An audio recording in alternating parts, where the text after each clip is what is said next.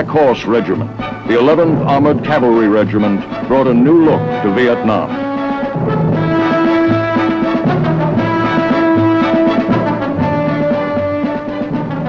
The natural barriers and unfriendly terrain in Vietnam make it tough for today's modern machines of war.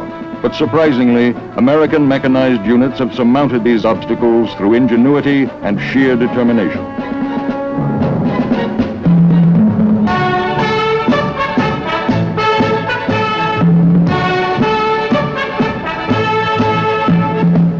And it takes determination, especially when you can't see what's ahead, even 10 feet away. A jungle might seem like a strange place for armored vehicles that can cover hundreds of miles per day in open country.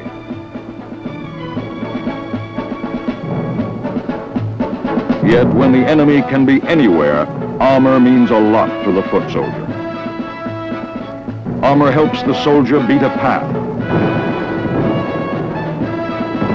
Armor means firepower, that extra wallop that keeps the enemy from concentrating his forces.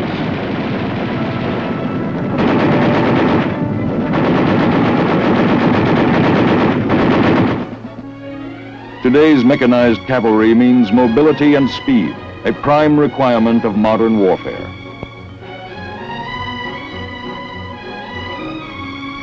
Since their arrival in Vietnam, the cavalry troopers of the Black Horse Regiment have built a proud record of accomplishment while fulfilling their military missions. Under unique battlefield conditions never before encountered by mechanized ground forces, they built a record of leadership, of ingenuity, spirit, and valor that will always live in the annals of the 11th Armored Cavalry in Vietnam. New ways to do old jobs had to be found, and these men were equal to the task.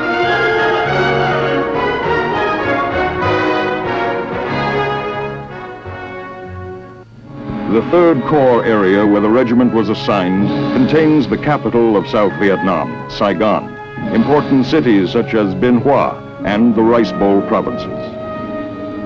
It also included strategic areas such as the Elephant's Ear and the trackless jungles of the Cambodian border. As an independent force in this vital area, the 11th Armored Cavalry gave needed support to elements of U.S. and Allied forces.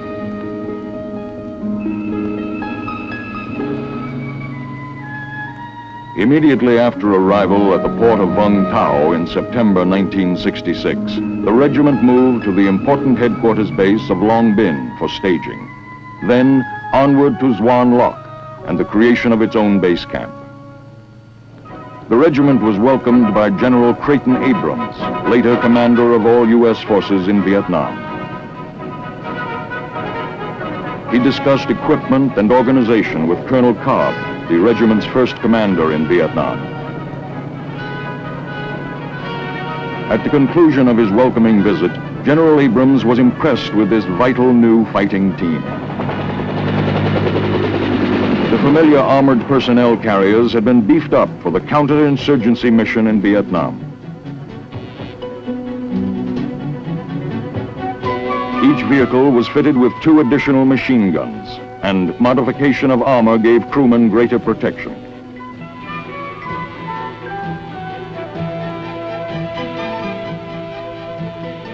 The crew of 5 men included the vehicle commander, driver, grenadier, and gunners.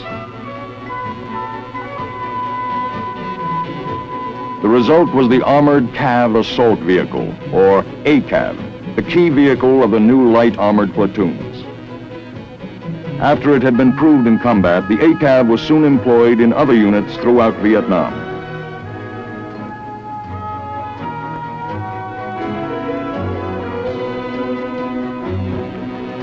Heavier armor, typified by the M48 tank, provided each squadron with a big punch.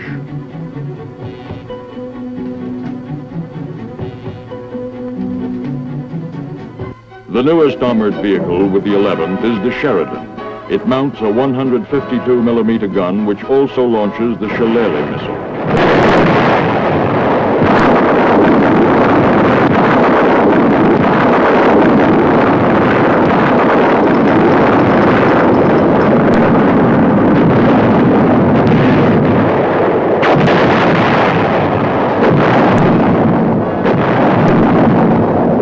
self-propelled artillery was also part of the squadrons and was assigned to individual units in whatever mix the commander required.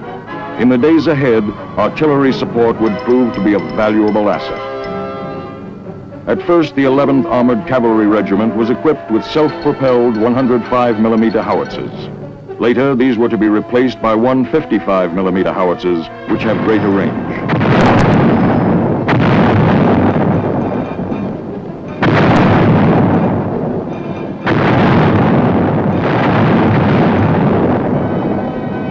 The regiment became a completely mobile reconnaissance and striking force. They became the only freewheeling armored unit of its kind in combat in Vietnam.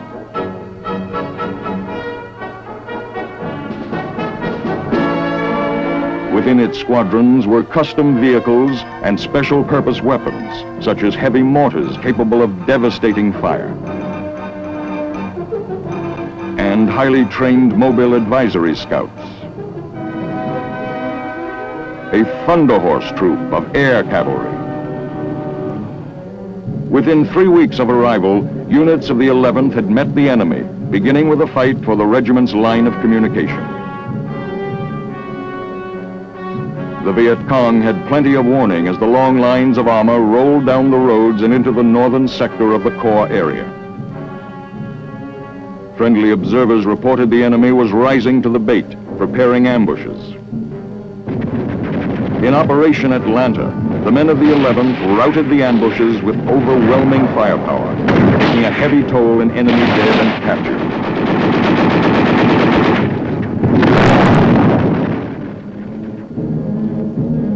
Many of the enemy's weapons were seized.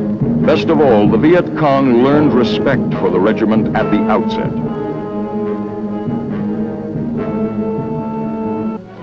The people of Long Con province were free again. This initial success made the task easier. As the Black Horse base camp began to grow, its resupply and security gained importance. Headquarters became a hub of activity.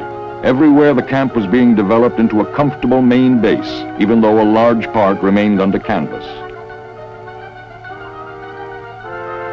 Communications were an important reason for the camp's existence.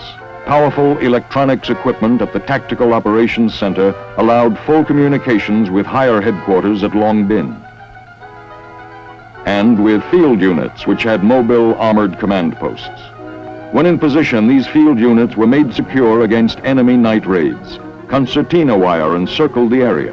During daylight hours, these forward outposts were busy centers of planning and direction. In all, this communications network proved an outstanding support for the troopers in the field. Fanning out from the base, armored convoys patrolled the area and protected vital supply lines as they kept the roads open.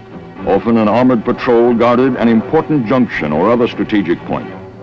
After long hours of patrolling far from their base, men and vehicles would pull off the road to rest. During these short periods of respite, however, the alert troopers never wandered very far from their vehicles. Purely and simply, this was enemy country. For days at a time, they were on duty 24 hours a day.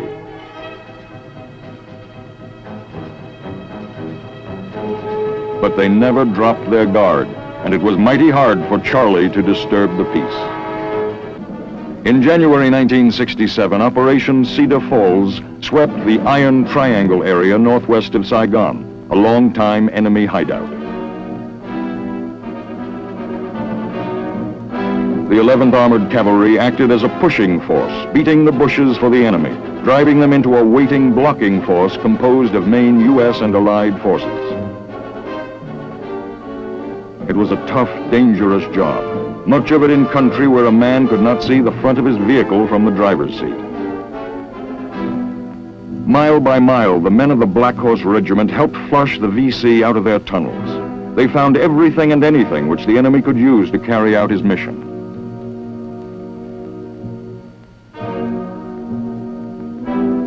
No road was safe from VC booby traps. Here, a hole to trap our vehicles with a path left for the enemy to use. The answer to this one, beat a new path and move on. The operation was an unqualified success. Documents captured from the enemy attested to the hardships they had suffered as the armored units closed in. Then came the Rice Bowl country. In the Vodot region, the men of the Black Horse helped keep the fields and the roads free, so the crop would be safe from seizure by the Viet Cong. Also, the presence of armored units kept the peace and kept the enemy from intimidating the villages.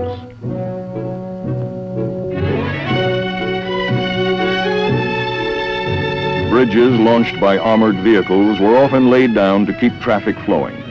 Flash flooding of small streams washed away the crude, locally built bridges, and buses were unable to make their scheduled destinations. The military bridges helped speed them on their way.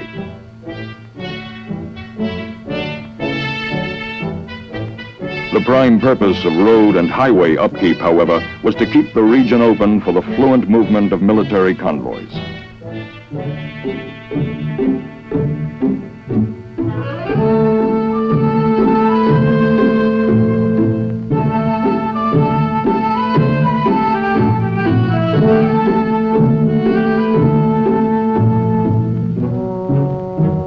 Here in the Vodot region, this scissors bridge was a useful complement to the regiment's armored strength. It could be erected or removed quickly and without any construction work. In addition to aiding military vehicular traffic, these portable bridges opened newer and shorter routes to nearby marketplaces for the villagers and farmers of the area. As the need presented itself, these scissors bridges were moved from one locale to another with ease and speed.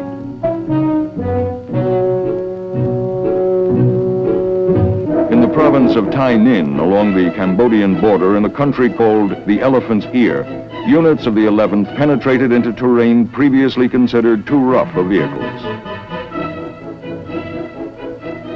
Once again, the men of the 11th Armored Cavalry beat the jungle, pressing forward regardless of terrain.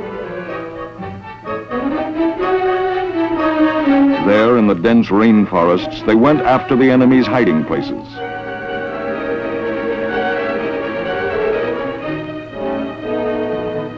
And the enemy was there.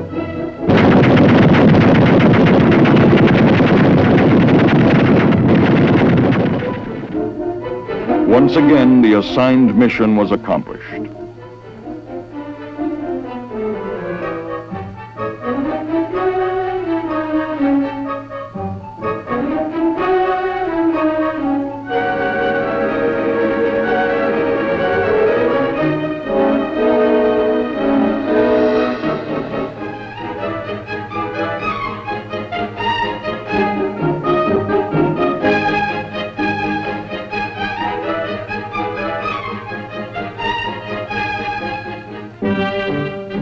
In Operation Junction City, a sweep through Tai Ninh and War Zone C during July 1967, roam plows cleared the jungle along the roadsides.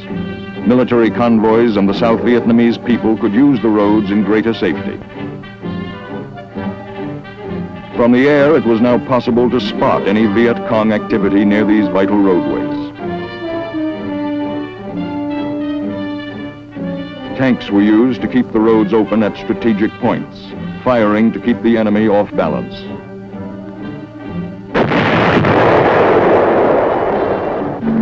During the operation, command and control were maintained through the airborne units, making it easier for field commanders to visit various units often.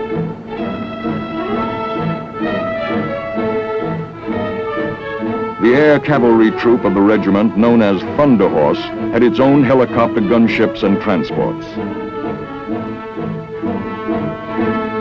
Forward air controllers performed effective liaison between the Air Force and our armored units.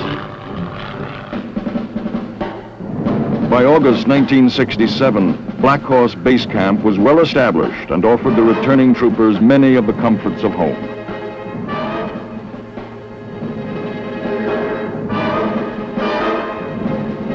The return to action comes all too soon.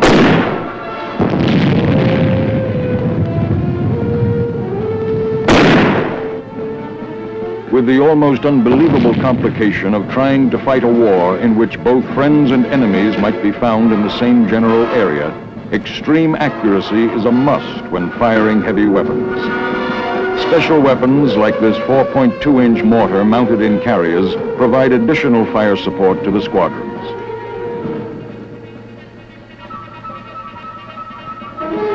Fire! But it isn't all fighting. Men of the 11th Cav worked closely with soldiers of the South Vietnamese Army to help train local cadre in self-defense. The maintenance and use of field communications equipment was one of the primary training courses.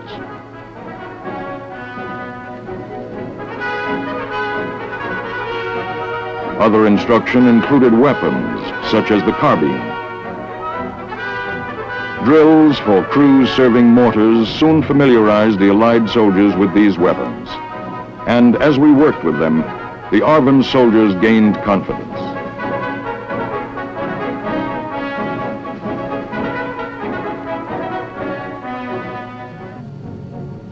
It was now late fall of 1967. As the war continued and operations expanded, the safety of convoys became a continuing responsibility. A young security officer of the 3rd Squadron makes sure his men understand their orders and special road instructions. Then the long haul over dirt roads begins. Enemy hijackers waiting to seize this valuable convoy of supplies will call it off when they see the armored units. The Medical Civilian Assistance Program was also guarded against surprise by the 11th Cav, while hundreds of people who had no other medical care were treated. Here, the doctors and medical staff were enabled to care for young and old alike without fear of being interrupted in their work.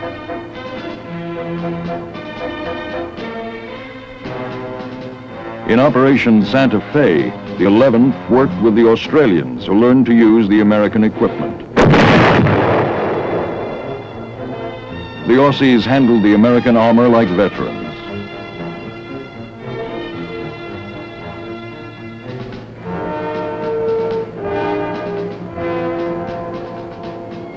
During Operation Santa Fe in Xuan Loc province, the Aussies conducted a large sweeping operation, driving the enemy forces into the waiting trap set up by the armored units of the Black Horse Regiment.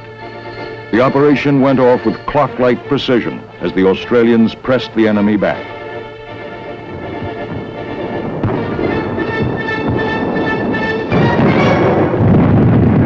Armored flamethrowers were used to clear tree lines and suspected enemy positions.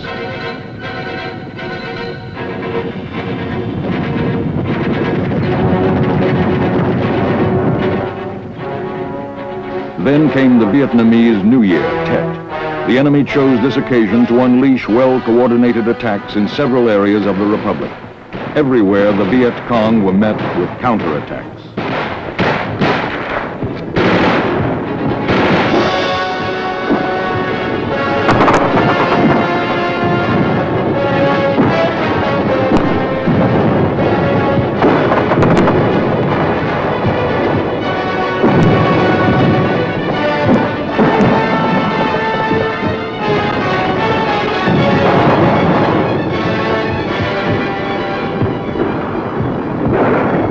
Striking treacherously where least expected, the Viet Cong brought the war to the cities of South Vietnam. Gunfire roared in the streets and panic spread throughout the population.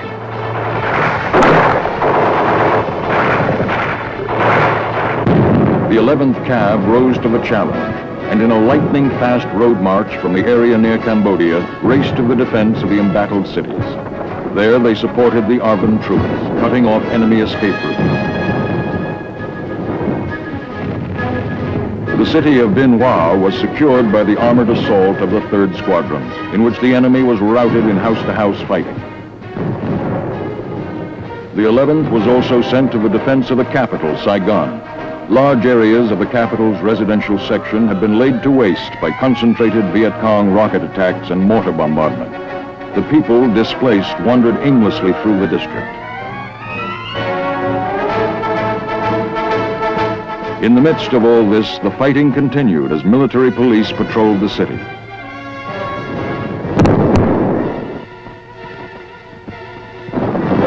Day and night, in the alleys and in the streets, the relentless hunt for Charlie carried the armored cavalrymen into every nook and cranny of the capital. The enemy was forced to give ground with appalling losses.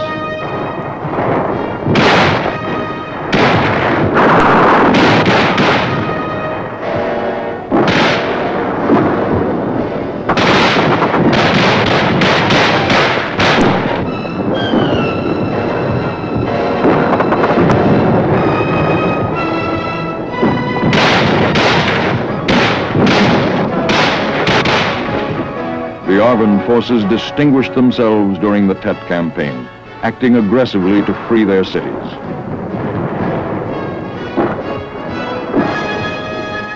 Wherever they went, they were solidly backed by armor, often that of the 11th Armored Cavalry or their own armor. A few days after the initial attacks, the Arvin began to retake and free the cities.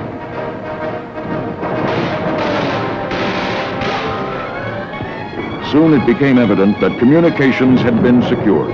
The bridges remained open. Once again, traffic began to flow with armored vehicles everywhere.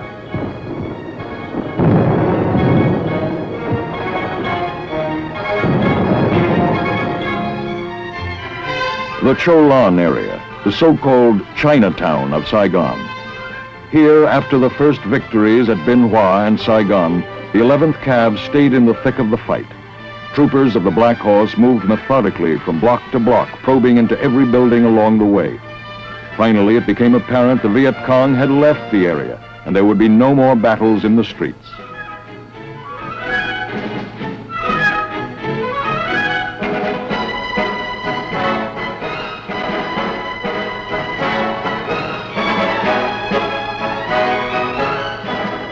As the cities were pacified and the people could begin to pick up the blasted pieces of their lives, the Valorous Unit Award was granted to the 11th Armored Cavalry Regiment by the Secretary of the Army. In part, it said, "The 11th Armored Cavalry Regiment was a major factor in eliminating the enemy threat. The men of the regiment displayed extraordinary heroism and devotion to duty, which are in keeping with the highest traditions of the military service." And so the tide of Tet was quickly turned from threat to opportunity as the Allied forces launched crushing blows against the enemy in the 3rd Corps area.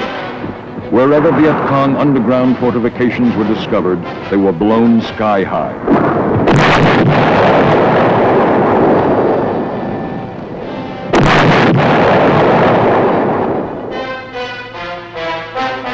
In Operation Wiat Than, which means resolved to win, the men of the Black Horse, together with the 25th Arvin Division, moved northwest of Saigon.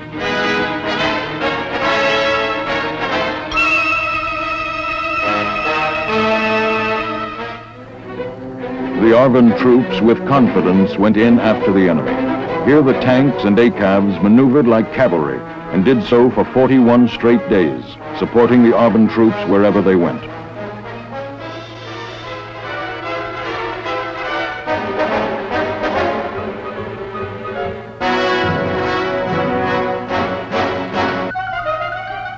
There was a lot of hard, dangerous work ferreting out the Viet Cong. The enemy, long in control of this area, had over a period of years burrowed into the earth, creating a labyrinth of underground fighting and sleeping positions. Searching through this complex was not only difficult, but time-consuming.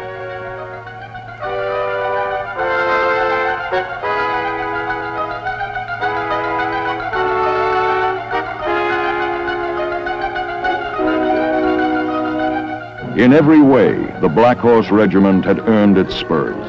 By early spring 1968, the Black Horse insignia, granted under fire in Vietnam, became a symbol of valor. Searching for communist mines was an unpleasant task.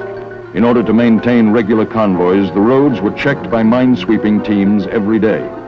The enemy, operating under cover of darkness, would plant mines along the most heavily traveled roads, despite the best efforts of our patrols. A portion of the road safe today was unsafe tomorrow. Almost every mine sweep uncovered something lethal. a Chinese communist 20-pound mine, big enough to blow the tracks off an ACAV. Once uncovered, these mines were destroyed by demolition experts using charges of plastic explosives.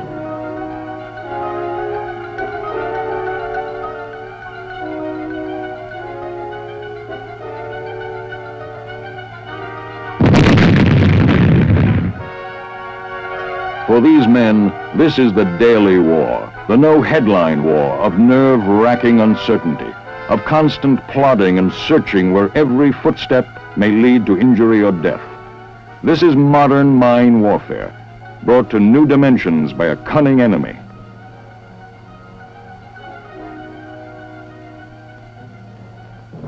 Despite everything, however, the 11th Armored Cavalry continues to forge ahead.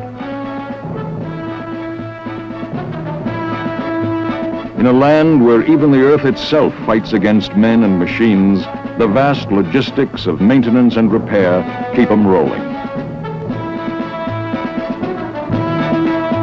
In the open country,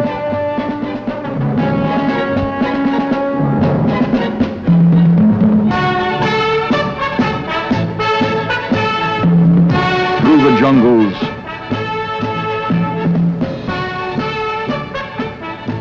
and in the cities. Throughout the 3rd Corps area, or wherever they are needed, the men of the regiment fight on for freedom with the help of armored mobile firepower.